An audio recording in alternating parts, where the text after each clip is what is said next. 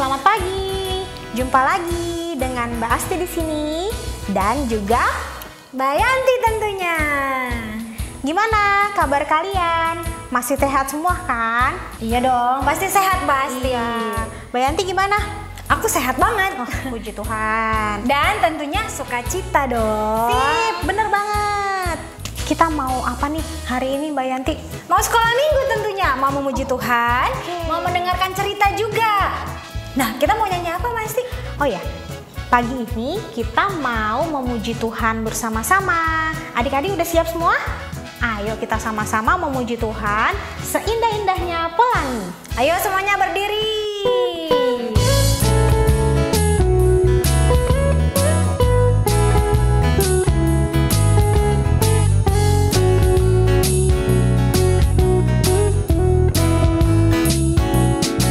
Seindah-indahnya pelangi, secerah-cerahnya mentari, seterang-terangnya rembulan, lebih indah Tuhan Yesusku. Sedalam-dalamnya lautan, seluas-luasnya samudra, setinggi-tingginya langit biru, lebih indah Tuhan Yesusku. Dia yang terbaik, Dia yang terindah, Dialah Yesusku, Dialah Tuhanku. Dia yang terhebat, Dia yang terkuat, Dialah Yesusku, Juru Selamatku. Sekali lagi, seindah-indahnya pelangi, secerah-cerahnya mentari, seterang-terangnya rembulan, lebih indah Tuhan Yesusku. Sedalam-dalamnya lautan, seluas-luasnya samudra, setinggi-tingginya langit biru, lebih indah Tuhan Yesusku. Dia yang terbaik, Dia yang terindah, Dialah Yesusku, Dialah Tuhanku. Dia yang terhebat, Dia yang terkuat, Dialah Yesusku, Juru Selamatku. Oke, masih tetap semangat. Kita mau kembali memuji Tuhan, mau menari bersama, bernyanyi bersama. Ayo kita sama-sama memuji Tuhan. Happy ya ya ya, happy ya ya ya. Yuk.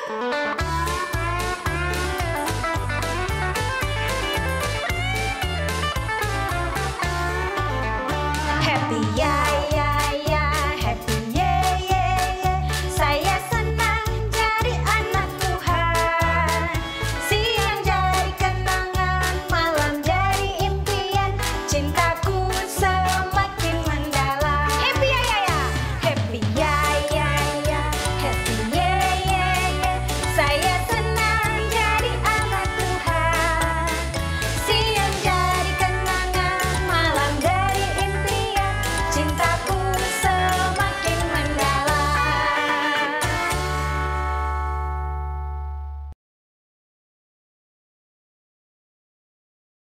Tuhan Yesus, kami mau ibadah bersama teman-teman. Berkatilah Tuhan. Amin. Adik-adik, mari kita siapkan hati kita dengan menyanyikan lagu Mari Masuk.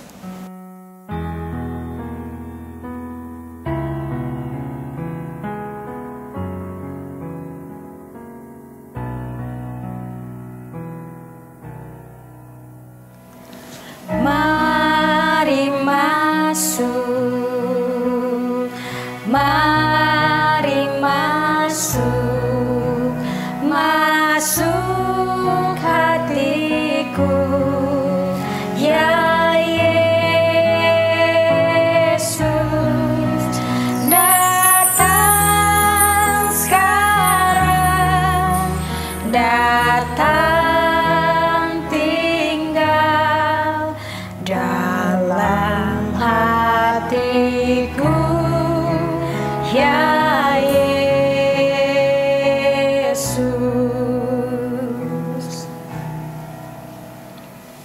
Mari masuk, mari masuk, masuk hatiku, ya Yesus, datang sekarang, datang tinggal dalam hatiku, ya Yesus.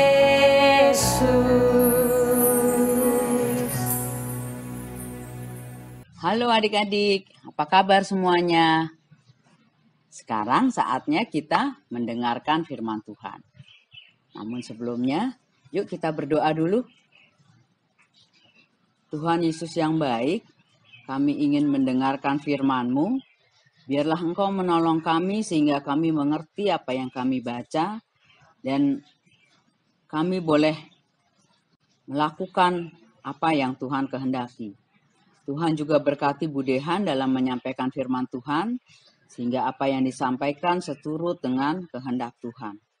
Tolong kami supaya kami dapat fokus, kami dapat memusatkan perhatian kami, pikiran kami, hati kami hanya pada firman-Mu saja. Terima kasih Tuhan Yesus. Amin. Adik-adik, bacaan kita minggu ini diambil dari, semua udah siap ya Alkitabnya ya? Nah, kalau udah kita buka Kisah Para Rasul 16. Kisah Para Rasul 16 ayat 4 sampai 15. Udah ulang ya. Kisah Para Rasul 16 ayat 4 sampai 15. Sudah ketemu adik-adik? Mari kita baca bersama-sama. Teman-teman, mari kita membaca Alkitab dari Kisah Para Rasul 16 ayat 4 sampai 15. Paulus menyeberang ke Makedonia. Dalam perjalanan keliling dari kota ke kota, Paulus dan Silas menyampaikan keputusan-keputusan yang diambil para rasul dan para penatua di Yerusalem dengan pesan supaya jemaat-jemaat menurutinya. Demikianlah jemaat-jemaat diteguhkan dalam iman dan makin lama makin bertambah besar jumlahnya. Mereka melintasi tanah Frigia dan tanah Galatia karena Roh Kudus mencegah mereka untuk memberitakan Injil di Asia. Dan setibanya di Misia, mereka mencoba masuk ke daerah Bitinia, tetapi Roh Yesus tidak mengizinkan mereka. Setelah melintasi Misia, mereka sampai di Troas. Pada malam harinya, tampaklah oleh Paulus suatu penglihatan. Ada seorang Makedonia berdiri di situ dan berseru kepadanya. Katanya, menyeberanglah kemari dan tolonglah kami. Setelah Paulus melihat penglihatan itu, segeralah kami mencari kesempatan untuk berangkat ke Makedonia, karena dari penglihatan itu kami menarik kesimpulan bahwa Allah telah memanggil kami untuk memberitakan Injil kepada orang-orang di sana. Lalu kami bertolak dari Troas dan langsung berlayar ke Samotrake. Dan keesokan harinya tibalah kami di Neapolis.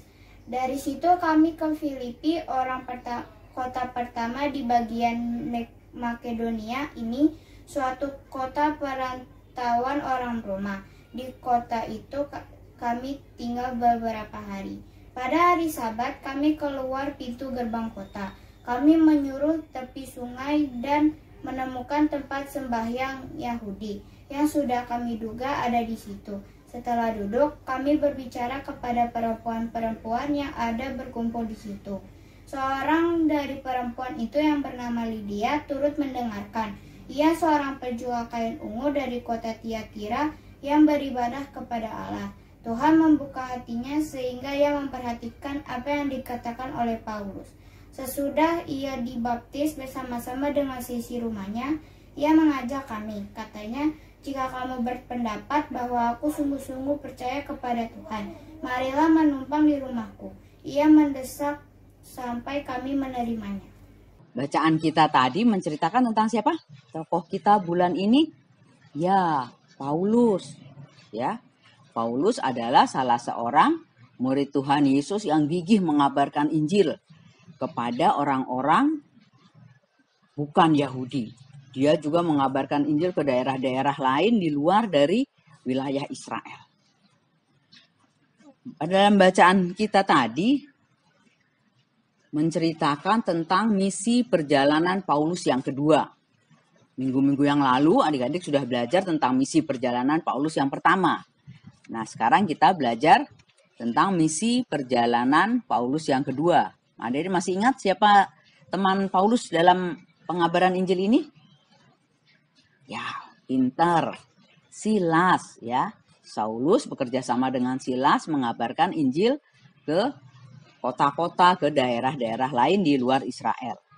Ketika Paulus sampai di Listra, Paulus bertemu dengan Timotius, seorang yang percaya juga kepada Tuhan Yesus. Lalu Paulus mengajak Timotius untuk bergabung dalam timnya. Sehingga sekarang Paulus bertiga ya adik-adik ya. Paulus, Silas, dan Timotius. Mereka adalah tim yang solid. Kali ini Paulus berjalan melintasi tanah Frigia dan Galatia. Ya, sebetulnya Paulus ingin ke Asia adik-adik, tetapi Roh Kudus tidak mengizinkan. Dalam perjalanan itu, ketika Paulus dan teman-temannya sampai di kota-kota yang sudah pernah dikunjungi oleh Paulus, Paulus menguatkan iman para jemaat yang di sana. Tapi kalau dia sampai di kota-kota yang belum pernah dikunjungi, dia mengabarkan Injil kepada orang-orang di kota-kota tersebut. Dengan demikian, iman jemaat di kota-kota tersebut terpelihara, semakin kokoh, semakin kuat keyakinan mereka bahwa keselamatan hanya ada pada Tuhan Yesus. Tapi selain itu juga, umat yang menerima Tuhan Yesus semakin banyak, ya. Nah, karena Paulus tidak boleh masuk ke Asia, sampailah Paulus di Misia. Paulus ingin juga ke Bitinia, tapi lagi-lagi Roh Kudus tidak mengizinkan. Jadi akhirnya Paulus pergi ke Troas, dan di Troas Paulus mendapat suatu penglihatan. Ya, penglihatan itu bisa berupa mimpi, bisa berupa bayangan ya, seperti yang dia lihat ya. Dia melihat ada orang Makedonia yang berteriak minta tolong. Paulus dan timnya menyimpulkan bahwa itu adalah perintah Roh Kudus untuk Paulus pergi ke Makedonia untuk mengabarkan Injil di sana. Maka segera Paulus mempersiapkan segala sesuatunya dan dia pun pergi menuju ke Makedonia. Kota pertama yang Paulus tuju di Makedonia itu adalah kota Filipi. Pada hari Sabat, Paulus berjalan-jalan mencari tempat ibadah orang Yahudi. Adik-adik tahu namanya? Ya, sinagog. Paulus pergi ke sinagog dan mengabarkan Injil di sana. Memang ya orang-orang Yahudi, orang-orang yang beribadah di sinagog percaya pada Tuhan Allah. Namun mereka belum menerima Tuhan Yesus sebagai juru selamatnya. Bahkan mungkin banyak juga yang tidak tahu bahwa ada Tuhan Yesus yang memberi keselamatan kepada umat manusia. Di sana banyak perempuan-perempuan ya yang berada di sinagog dan Paulus mengabarkan Injil kepada mereka. Banyak yang menjadi percaya dan minta dibaptis. Salah satunya adalah Lydia, seorang pedagang kain ungu. Lydia tidak hanya percaya seorang diri, dia mengajak semua seisi rumahnya untuk menerima Tuhan Yesus dan dibaptis. Bahkan Lydia juga meminta Paulus untuk tinggal di rumahnya.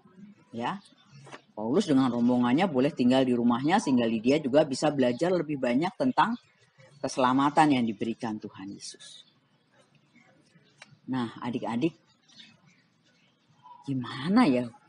Paulus kok bisa tahu bahwa ini suara Roh Kudus yang memperbolehkan dia pergi ke Makedonia, yang melarang dia pergi ke Asia.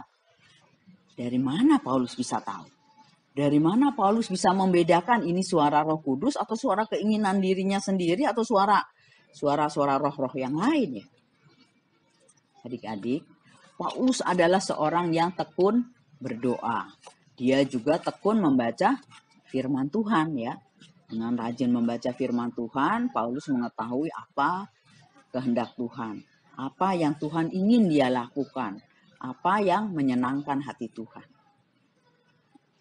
Dengan begitu, Paulus bisa melakukan apa yang Tuhan kehendaki. Paulus juga tahu bahwa sesudah Yesus naik ke surga, Tuhan Yesus memberikan Roh Kudus yang untuk membantu murid-murid untuk mengingatkan, untuk menolong, memberi keberanian, memimpin para murid untuk mengabarkan Injil.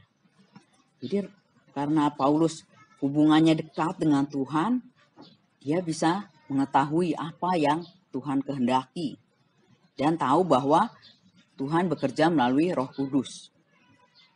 Ya. Sehingga Paulus peka ya, tanggap terhadap suara-suara yang diberikan oleh Roh Kudus. Tidak cukup hanya peka atau mendengar saja adik-adik, tapi Paulus juga merespon suara Roh Kudus itu dengan taat melakukan apa yang dikatakan Roh Kudus. Ya, adik-adik ya. Dia taat melakukan dan dia juga menyerahkan diri, rombongannya dan juga pekerjaannya kepada Roh Kudus, ya. Jadi Roh Kudus yang memimpin perjalanan Paulus dan teman-temannya. Roh Kudus yang memimpin Paulus dalam mengabarkan Injil. Sehingga dalam pekerjaannya Paulus berhasil. Banyak orang yang menjadi percaya, itu semua karena pekerjaan Roh Kudus. Dan sesudah itu Paulus bersyukur karena Tuhan memberikan Roh Kudus untuk mengingatkannya, untuk memberitahu apa yang harus ia lakukan, memberi keberanian dalam dia memberitakan Injil dan memimpin seluruh kehidupan Paulus. Begitu juga dengan kita adik-adik. Sebagai orang percaya ya, adik-adik, budehan ya, kita semua nih harus mempunyai kepekaan terhadap suara Roh Kudus. Atau mungkin dorongan Roh Kudus untuk kita melakukan sesuatu. Misalnya nih, adik-adik pengen main sepeda nih. Aduh, enak nih ya, kita naik sepeda bersama teman-teman. Tapi mama bilang, sekarang saatnya makan, ya. Adik-adik harus makan. Nah, mana yang adik-adik lakukan? Pasti ada suara dalam hati adik-adik yang mendorong atau mengingatkan adik-adik apa yang harus adik-adik lakukan. Mendengarkan mama atau bermain. Menurut adik-adik yang mana? Ingat, dalam firman Tuhan, hormatilah ayah dan ibumu. Nah, pilihan-pilihan seperti itu adik-adik pasti adik-adik sering temui ya dalam kehidupan sehari-hari. Saya harus melakukan yang ini atau yang itu. Melakukan perbuatan baik atau yang agak baik. Nah, itu kadang-kadang suka agak bingung yang agak baik ya. Tapi dengan kita rajin membaca Alkitab, kita berdoa, minta pertolongan Roh Kudus, kita akan dapat bisa membedakan yang mana suara Roh Kudus, yang mana suara yang tidak sesuai dengan keinginan Tuhan. Dan jangan lupa adik-adik, kita harus selalu bersyukur karena kita memiliki Roh Kudus yang memimpin hidup kita. Oke adik-adik, jadi jangan lupa, Bude ulang ya sekali lagi, kita harus peka terhadap suara Roh Kudus, caranya dengan berdoa dan rajin membaca Alkitab. Lalu kita memberikan respon yang positif. Taat melakukan apa yang dikatakan oleh Roh Kudus. Taat melakukan apa yang Tuhan kehendaki. Setelah itu kita bersyukur karena Roh Kudus memimpin hidup kita. Mari kita berdoa. Tuhan Bapa yang di surga, terima kasih karena Engkau memberikan Roh Kudus kepada kami. Terima kasih juga karena dorongan Roh Kudus kami semua boleh hadir di sini mengikuti sekolah minggu. Kami boleh mendengar cerita tentang Paulus, bagaimana Paulus menyerahkan hidupnya hanya kepada pimpinan Roh Kudus. Biarlah Engkau menolong kami, anak-anak-Mu di sini, supaya kami boleh mencontoh Paulus. Kami boleh peka terhadap suara Roh Kudus, lalu kami melakukannya, dan kami sungguh mengucap syukur Bapa karena kami boleh menjadi pelaku-pelaku firman Tuhan. Terima kasih Bapa, hanya dalam nama Yesus kami berdoa. Amin. Oke adik-adik, sampai ketemu minggu yang akan datang. Tetap semangat, tetap sukacita, dan percaya pada pimpinan Roh Kudus. Dah. Nah adik-adik, tadi kan kita sudah mendengarkan cerita. Gimana? Ceritanya pasti seru dong. Setiap minggu, setiap kita mendengarkan cerita, pasti ceritanya seru. Karena cerita tentang Tuhan Yesus, cerita tentang betapa baiknya Tuhan itu luar biasa setiap minggunya. Jadi, kalau kita mau bertumbuh selalu bersama dengan Yesus, mari kita terus melekat pada pokok anggur. Karena Tuhan adalah pokok anggur. Yuk, kita mau sama-sama bernyanyi. Yesus pokok dan kita carangnya, oke?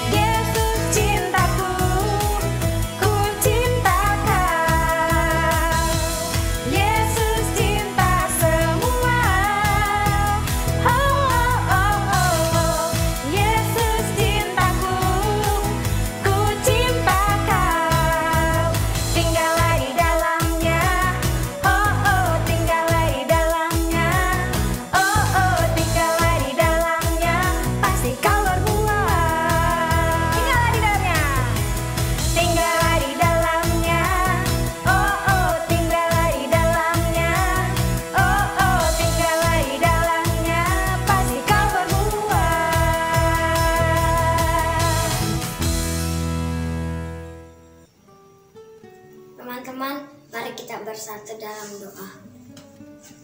Bapa kami yang di surga, selamat pagi, kembali kami menghadap ke hadirat-Mu yang kudus.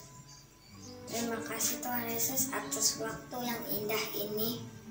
Kami masih bisa beribadah bersama walaupun secara online. Tuhan Yesus, pada kesempatan pagi ini kami mau berdoa untuk dunia, khususnya negara kami Indonesia, agar selalu diberi kedamaian dan kiranya corona ini dapat segera teratasi. Berkati para pemimpin Indonesia yang bekerja, berkati juga para orang tua kami, biarlah kiranya kesehatan dan damai sejahtera menyertai kami semua. Tuhan Yesus, Kami juga berdoa untuk saudara-saudara kami yang sedang sakit. Kiranya Engkau angkat sakit penyakit yang ada pada mereka semua. Terima kasih Tuhan Yesus. Ampuni dosa dan kesalahan kami Tuhan. Berkati langkah dan pertumbuhan kami. Jadikan kami anak-anak-Mu menjadi pribadi yang baik. Pribadi yang berguna untuk orang tua, bangsa, dan negara. Pakailah kami semua anak-anak-Mu Tuhan menjadi pelayan-Mu. Terima kasih Tuhan. Doa ini kami panjatkan. Amin. Nah adik-adik, tadi kita sudah mendengarkan firman Tuhan, kita sudah memuji Tuhan, juga kita sudah bersama-sama memberikan persembahan. Sekarang kita mau menutup ibadah kita dengan menyanyikan lagu A Gift to You.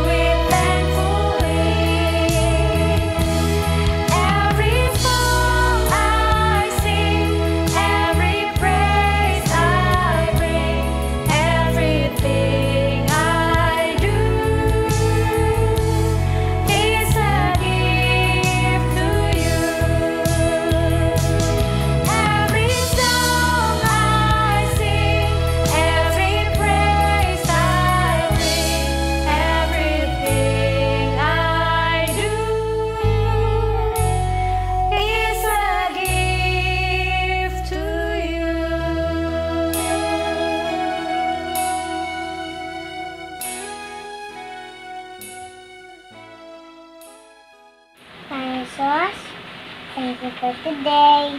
Sekolah minggu ya selesai. Berkati teman-teman kami, amin. Bapa, terima kasih. Bapa, terima kasih. Bapa di dalam surga, ku berterima kasih.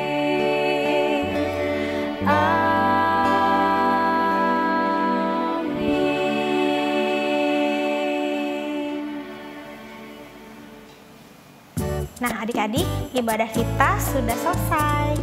Terima kasih karena adik-adik masih setia mengikuti ibadah sekolah minggu, walaupun kita ibadahnya melalui YouTube ya Mbak Yanti. Iya benar pasti. Terima kasih. Sampai jumpa minggu depan. Tetap sehat, Tetap semangat. Tuhan Yesus memberkati. Tetap sukacita. Sampai jumpa minggu depan. Bye.